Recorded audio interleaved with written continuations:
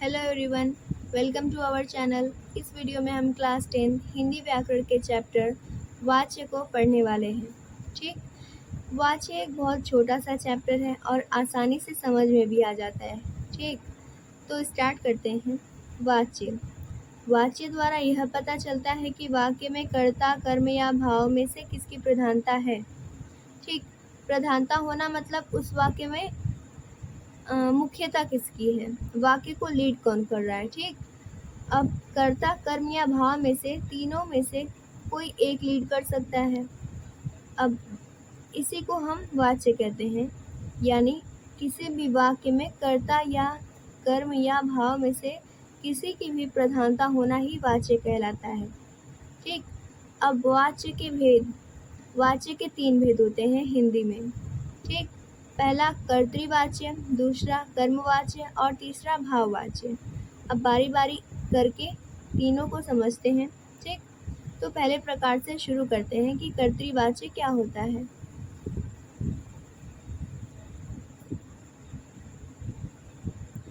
कर्तृवाच्य, ठीक, जिन वाक्य में कर्ता की प्रधानता हो, अर्थात जिसमें कर्ता के अनुसार क्रिया का प्रयोग किया जाता है, वाक्य का वह रचना विधान कर्तृवाच्य कहलाता है।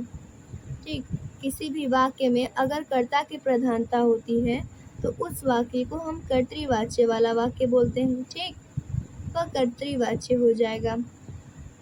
जैसे अगर कर्ता के अनुसार अगर कर्ता है प्रधान तो उसमें कर्ता के अनुसार ही क्रिया का प्रयोग किया जाएगा। ठीक, जैसे यहाँ पर लिखा है, इसमें कर्ता के लिंग, वचन तथा पुरुष के अनुसार ही क्रिया के लिंग, वचन तथा पुरुष का प्रयोग होता है। ठीक, इसका मतलब यह है कि अगर कर्ता स्त्रीलिंग है तो क्रिया भी स्त्रीलिंग होगी। अगर कर्ता एक वचन है तो एक वचन के अनुसार ही क्रिया का प्रयोग होगा। ठीक, ऐसे ही पुरुष में भी है, जो कि सर्वनाम जिसको कहते हैं। ठीक, इसमें ने का प्रत्यक्ष या अप्रत्यक्ष रूप से प्रयोग रहता है, होता है।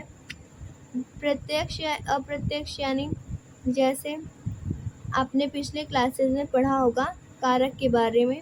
ठीक, तो उसी कारक में से कर्ता का विभक्ति चिन्ह ने होता है। कर्ता जिसमें प्रधान होता है उन वाक्यों में ने का प्रयोग हुआ होता है या फिर नहीं भी हुआ होता है, इसीलिए प्रत्यक्ष या अप्रत्यक्ष रूप से बोला गया है। जैसे सोहन ने खाना बनाया। ठीक, इसमें सोहन ने का प्रयोग हुआ है ना, और यह कर्तृवाच्य हुआ क्योंकि सोहन यानी कर्ता, इसमें कर्ता की प्रधानता है, इसलिए कर्तृवाच्य हो जाएगा। तो इसमें ने का प्रयोग हुआ होगा तो इसलिए यह प्रत्यक्ष रूप वाला उदाहरण हो जाएगा। और जैसे हम इस एग्जाम्पल में देखें, माँ खाना बनाती है। ठीक, माँ खाना बनाती है, इस वाक्य में माँ कर्ता है और खाना बनाती है यह क्रिया हो गई है इसकी। तो माँ खाना बनाती है में माँ के अनुसार ही क्रिया का प्रयोग हुआ है। जैसे यहाँ पर बनाती है लिखा गया है, माँ स्त्रीलिंग है तो क्रिया का भी रूप स्त्रीलिंग में प्रयोग किया गया है, और यहाँ पर ने का प्रयोग नहीं है, इसलिए अप्रत्यक्ष रूप से इसका उदाहरण हो सकता है। ठीक, आगे बढ़ते हैं। जैसे बच्चा रोता है। ठीक, बच्चा रोता है यह एक अकर्मक क्रिया है और इसमें बच्चे की प्रधानता दिखाई गई है। ठीक, इसलिए इसमें बच्चा प्रधान है तो यह कर्तृवाच्य वाक्य हो जाएगा। अब ऊपर के दोनों एग्जाम्पल को पढ़कर हमें समझ में आता है कि इसमें जो कर्तृवाच्य वाले वाक्य होंगे उसमें सकर्मक और अकर्मक क्रिया दोनों होती हैं। सकर्मक यानी जिसमें कर्म का प्रयोग हुआ होता है, जिसमें ऑब्जेक्ट का प्रयोग हुआ होता है, जिसको इंग्लिश में आप ऑब्जेक्ट बोलते हैं, उसी को हिंदी में कर्म बोला जाता है। ठीक, बच्चा रोता है यह अकर्मक क्रिया है। ठीक, अकर्मक क्रिया या सकर्मक क्रिया को पहचानने का सबसे आसान तरीका यह है कि आप उस वाक्य में क्या लगाकर प्रश्न करें। ठीक, जैसे यहाँ पर माँ खाना बनाती है, अगर हम क्या लगाकर प्रश्न करें, माँ क्या बनाती है, तो हमें उत्तर मिलेगा कि खाना बनाती है, यानी इसमें जो उत्तर मिलेगा हमें, यही उसका कर्म हो जाएगा। तो इस वाक्य में खाना कर्म हो गया है। ठीक, तो कर्तृवाच्य में सकर्मक क्रिया और अकर्मक क्रिया दोनों प्रयुक्त होती हैं। ठीक,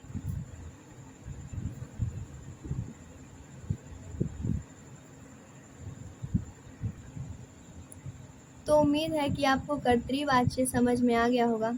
अब बढ़ते हैं दूसरे प्रकार पे, जो कि है कर्मवाच्य।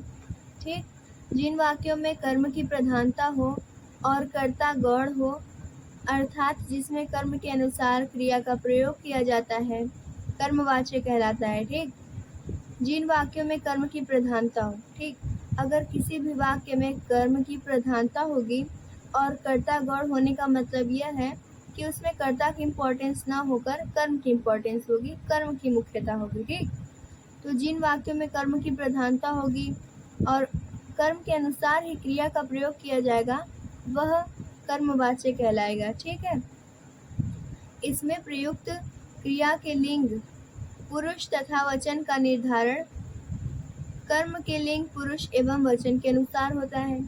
जैसे पीछे हमने देखा था कि कर्तृवाच्य है तो कर्ता के अनुसार क्रिया होगी और कर्मवाच्य होगा तो कर्म के अनुसार क्रिया होगी। ठीक, अब कर्मवाच्य में केवल सकर्मक क्रियाएं प्रयोग होती हैं।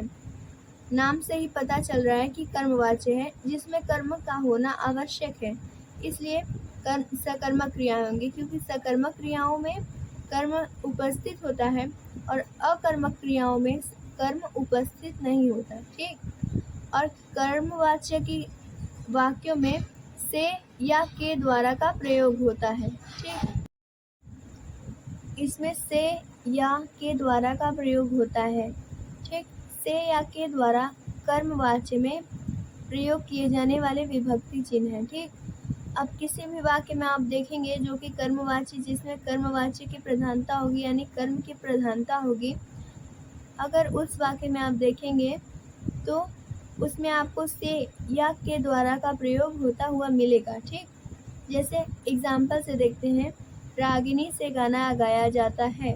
इसमें आपको देखिए से देखने को मिला, क्योंकि यह विभक्ति चिन्ह है और यह कर्मवाच्य में प्रयोग होने वाले हैं। ठीक, बांसुरी नंदिता द्वारा बजाई जाती है, इसमें भी द्वारा का प्रयोग हुआ है। ठीक, के द्वारा या द्वारा, बात एक ही है।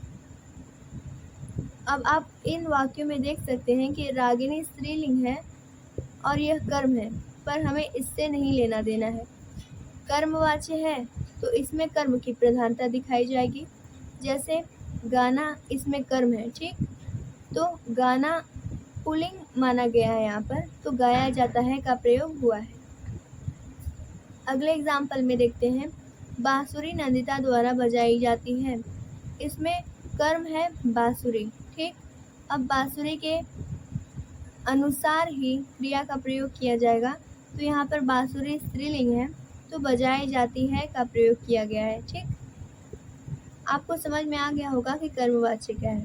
कर्मवाच्य में कर्म प्रधान होगा, इसमें क्रिया कर्म के अनुसार होगी और कर्मवाच्य में सिर्फ सकर्मक क्रियाएं प्रयोग होंगी और से या के द्वारा का प्रयोग होगा। ठीक है, अब आगे बढ़ते हैं तीसरे प्रकार की ओर।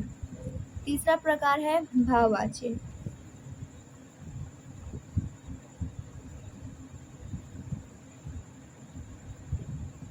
तो शुरू करते हैं।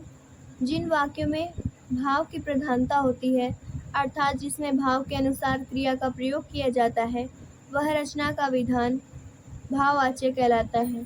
ठीक, किसी भी वाक्य में अगर भाव की प्रधानता होगी तो वह वाक्य भाववाच्य हो जाएगा। ठीक है, जैसे अभी हमने पीछे पढ़ा कि कर्ता प्रधान होगा तो कर्तृवाच्य, कर्म प्रधान होगा तो कर्मवाच्य, उसी प्रकार अगर भाव प्रधान होगा तो भाववाच्य हो जाएगा। ठीक है, भाववाच्य में सदैव अकर्मक क्रियाएं प्रयोग होती हैं। यह याद रखने वाली बात है कि भाववाच्य में हमेशा अकर्मक क्रियाएं प्रयोग होती हैं। ठीक, इसमें प्रयुक्त क्रिया के लिंग, पुरुष एवं वचन भाव के अनुसार हमेशा अन्य पुरुष एक वचन पुल्लिंग होते हैं। ठीक, भाववाच्य में यह बात आवश्यक है कि इसमें क्रिया जो होती है वो हमेशा अन्य पुरुष एक वचन और पुल्लिंग होती है।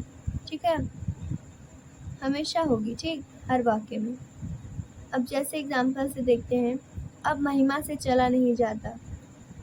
इसमें क्रिया का लिंग पुल्लिंग है, जैसे कि यहाँ पर चला जाता है का प्रयोग हुआ है। ठीक, वचन जो कि वचन एक ही वचन है और पुल्लिंग होते हैं। ठीक, और यहाँ पर महिमा अन्य पुरुष है। यहाँ देखिए, मुझसे और दौड़ा नहीं जाता, इसमें भाव की प्रधानता है। ठीक, यहाँ पर जाता है पुल्लिंग है। ठीक, इसलिए यह भाववाच्य हो जाएगा। तो भाववाच्य आपको समझ में आ गया होगा। ठीक, जिन वाक्यों में भाव की प्रधानता होगी वह भाववाच्य हो जाएगा।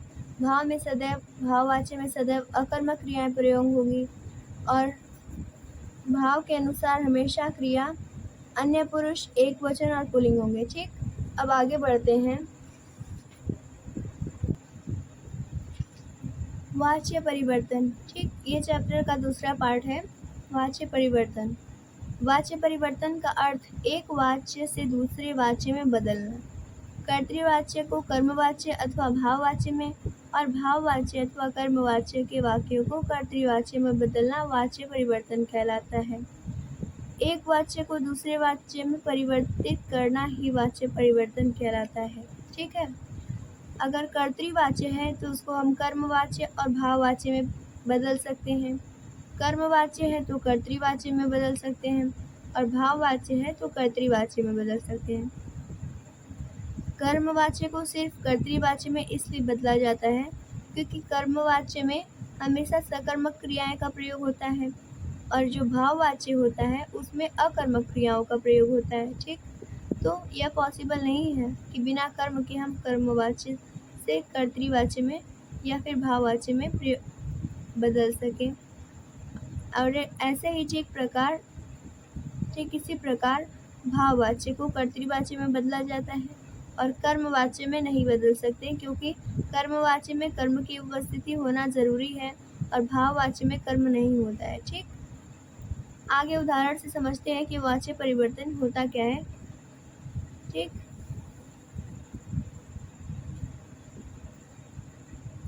उदाहरण से समझते हैं। पिताजी पत्र लिखते हैं। यह एक कर्तृवाच्य वाक्य है। ठीक, इसमें पिताजी की प्रधानता है इसलिए यह कर्तृवाच्य है, जिसमें पिताजी कर्ता है और इन्हीं की प्रधानता है। अब इसको हमें चेंज करना है कर्मवाच्य में, तो कर्मवाच्य में हमें कर्म को प्रधान बनाना होगा। इस वाक्य में पत्र कर्म है। ठीक, जैसे हम अगर लगाकर प्रश्न करें, जैसे पिताजी क्या लिखते हैं, तो हमें उत्तर मिलेगा कि पत्र लिखते हैं, तो पत्र कर्म हो जाएगा। ठीक, तो पिताजी के द्वारा पत्र लिखा जाता है, इसको हमने कर्मवाच्य में बदल लिया। यहाँ पर के द्वारा का प्रयोग ज़रूर करना होगा क्योंकि हम कर्मवाच्य में बदलेंगे, या हम से का भी प्रयोग कर सकते हैं। ठीक, इसमें पत्र की प्रधानता दिखा दी गई है इसलिए यह कर्मवाच्य हो जाएगा। पिताजी के द्वारा पत्र लिखा जाता है। ठीक है, अब इसको भाववाच्य में बदलने के लिए हमें भाव की प्रधानता दिखानी होगी। जैसे पिताजी से पत्र लिखा जाता है, इस वाक्य में पिताजी की और पत्र की प्रधानता न होकर भाव की प्रधानता है। पिताजी के भाव को दिखाया गया है इसलिए यह भाववाच्य हो जाएगा। इसमें भाव प्रधान है। ठीक, अब आगे बढ़ते हैं, दूसरे एग्जाम्पल से समझते हैं। दर्जी द्वारा कपड़े सिले जाते हैं। यह एक कर्मवाच्य वाला वाक्य है। ठीक, इसमें द्वारा का प्रयोग हुआ है और कपड़े की प्रधानता है, जो कि कपड़ा कर्म है इसलिए यह कर्मवाच्य हो जाएगा। ठीक, अब इसको हमें कर्तृवाच्य में बदलना है तो हमें दर्जी को प्रधान बनाना होगा क्योंकि दर्जी ही करता है, तो दर्जी कपड़े सिलता है। ठीक, यह कर्तृवाच्य है, इसमें दर्जी की प्रधानता है। ठीक, इसलिए दर्जी कपड़े सिलता है, यह कर्तृवाच्य वाला वाक्य हो जाएगा। अब तीसरे एग्जाम्पल से समझते हैं। बच्चों से खेला जाएगा, यह एक भाववाच्य वाक्य है, इसमें भाव की प्रधानता है। इसमें बच्चों के भाव को दिखाया जा रहा है कि हाँ, बच्चों से खेला जाएगा।